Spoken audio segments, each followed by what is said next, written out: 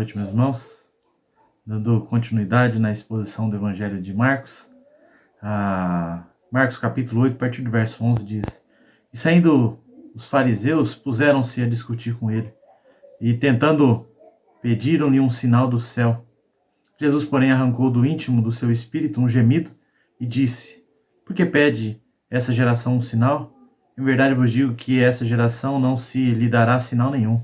E deixando-os, tornou a embarcar e foi para o outro lado. Ora, aconteceu que eles se esqueceram de levar pães. No barco não tinham consigo senão um só. Então preveniu Jesus, dizendo: Vede, guardai-vos do fermento dos fariseus e do fermento dos Herodes, que discorriam entre si: É que não temos pão. Jesus, percebendo, lhe perguntou: Por que discorreis sobre não teres pão? Ainda não considerastes, nem compreendeis? Tendes o coração endurecido? Tendo olhos não vedes, tendo ouvidos não ouvis? Não vos lembrais de quando parti 5 pães, os 5.000, quantos cestos cheios de pedaços recolhestes? Responderam-lhe 12. E quando reparti os 7 pães para 4.000, quantos cestos cheios de pedaços recolhestes? Responderam 7. Ao que lhe disse Jesus: Não compreendeis ainda? No evangelho aqui de Marcos, né, logo após então a segunda multiplicação dos pães e peixes, os fariseus aqui então começaram a discutir com Jesus. Não sei se eles foram informados ali a respeito dos milagres de Jesus, mas alguns deles já estavam andando junto ali com Jesus, vendo o ministério de Jesus, não é? E alguns deles até mesmo possível estivessem ali na multiplicação dos pães e peixes. Teria sido essa informação então que trouxe uns ciúmes ali, não é? Da parte deles para com Cristo. Eles então tentaram se convencer de que o que aconteceu em Decápolis, né, naquela região ali onde foi curado ali então um jovem que estava endemoniado, né, e ele ficou como missionário naquela região. Depois ali então houve a cura também de um surdo e gago ali, não é? Será que foi isso então, não é, que eles ouviram falar do Senhor, não é? Então pediram um sinal de grandeza da parte de Jesus? Além de que eles então não se convenceram, né, de todo o milagre que aconteceu ali, e também do milagre da multiplicação do pão terreno, né? E não o pão do céu, será que como Moisés, será que é isso que eles viram somente o pão físico e não um espiritual ali, não é? Ou será que foi por causa que ele não fez o sol e a lua parar como lá em Josué, ou que se repita o que foi feito lá com Samuel, não é? Ou com Elias? E como se algum outro sinal que Jesus dissesse ou desse a eles ali. Alguma outra coisa semelhante ao que tudo que já aconteceu. Será que eles não olhariam para tudo isso também e dissessem, como disseram lá em Lucas 16:31, dizendo que é sob o poder de Beelzebu que ele está fazendo tais coisas?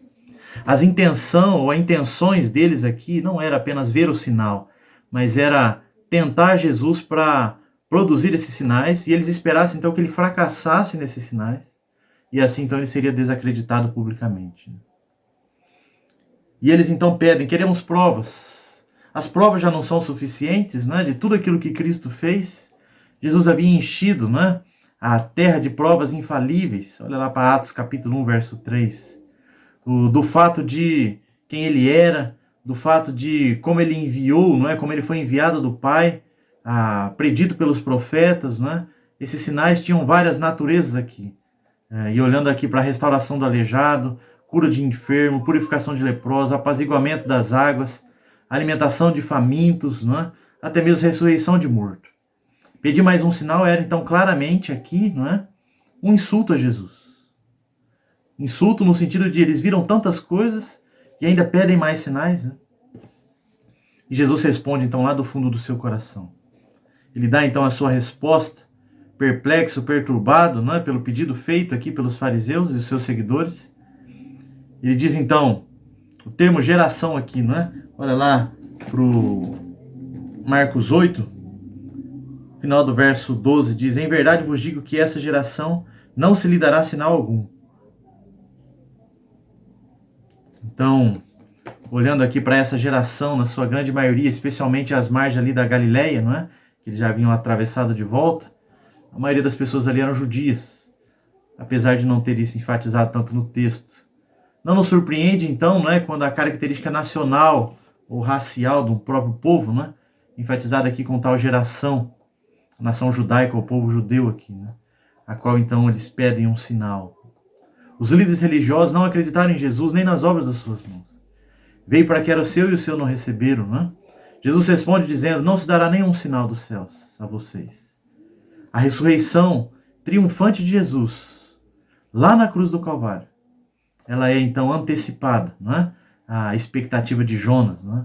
Então vai mostrar que o grande sinal que eles verão vai ser quando Cristo, nosso Senhor, for morto lá na cruz do Calvário e ao terceiro dia ele ressuscitar. Depois você pode ler lá o Jonas 1:17, né, 2:10. Isso marca então a condenação do coração endurecido dos fariseus. E Jesus claramente também afirma que eles não receberão nenhum sinal que estão exigindo. Mas nesse ponto aqui, né, a gente olha que ele fez tantas coisas e muitas vezes a gente não acredita ainda. Assim como ele multiplicou uma vez os pães e os discípulos ainda incrédulos que ele podia multiplicar de novo.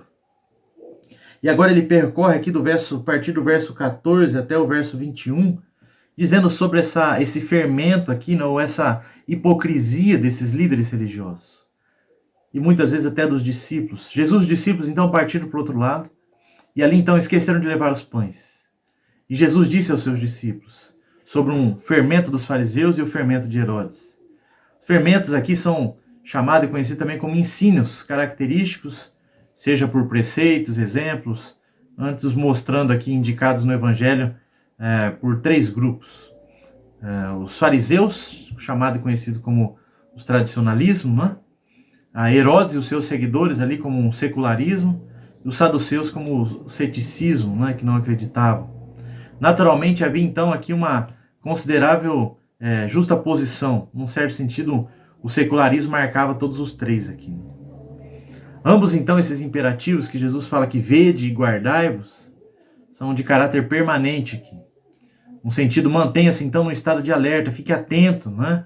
Vede, guardai, fique atento com o fermento dos fariseus. Esteja sempre em prontidão. E os 12 precisavam ouvir isso, precisavam estar em alerta, prestar atenção diariamente com Jesus. Eles estavam diariamente e constantemente correndo perigo, por estar então em grande atenção ali em alguns pontos de vista. Né? Esses homens então, eles ouviram a palavra do fermento. Isso devia ter deixado eles então aqui de orelha em pé, não é? Quando Cristo falou sobre o fermento dos fariseus, eles já entenderem o que era isso. Um fermento, então, um ensino que estava aqui em vários aspectos, ambos de modo invisível, não é? Olhando para o crescimento de uma massa, não é? Você coloca lá então você bate o fermento junto, deixa a massa ali, a massa então cresce. E assim como o ensino também, de certa forma sorrateira, vem para trazer então uma certa levedura, né? Um crescimento ali, um inchaço. Ele fala assim, então os dois, ambos, tanto o fermento quanto o ensino, né? Eles são invisíveis, eles também são poderosos, eles têm uma tendência natural de aumentar a influência. A respeito então desse uso figurado aqui do termo fermento, né? Olhando para 1 Coríntios 5,16, Gálatas 5,9 e aqui em Marcos 8,15, né? Jesus usou um termo no sentido desfavorável. Cuidado com eles, cuidado com essa influência muito poderosa aqui, né? Do secularismo, a influência também chamada aqui de hipocrisia, né? Que você acredita, você ensina uma coisa, mas isso completamente outra. Né? Esses homens então eram culpados, os discípulos aqui, por outro erro, né? Com relação a Cristo, registrado aqui no verso 17 a 21, pensaram que Jesus então estava desapontado com eles por terem esquecido de trazer o pão. Estavam preocupados então a respeito disso, né, do pão. E o seu erro básico foi a sua falta de fé. Pois foi exatamente isso que, de acordo com Mateus 16:18, Jesus disse quando lhe chamou de homens de pequena fé.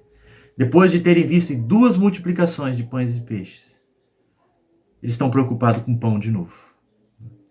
Eles deveriam estar agora otimistas, porque nós temos aqui o Senhor que pode multiplicar o pão.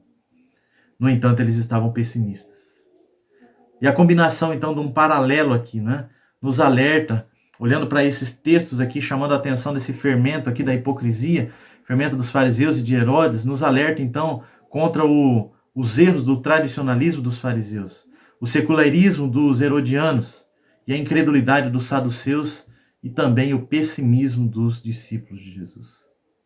E muitas vezes nós estamos sendo então invadidos por esse fermento aqui, né? E a gente acaba estando aí pessimistas, secularizados, incrédulos e muito tradicional. Nesse sentido, também nos deparamos com os discípulos de Jesus, mais uma vez mostrando a pequenez da sua fé.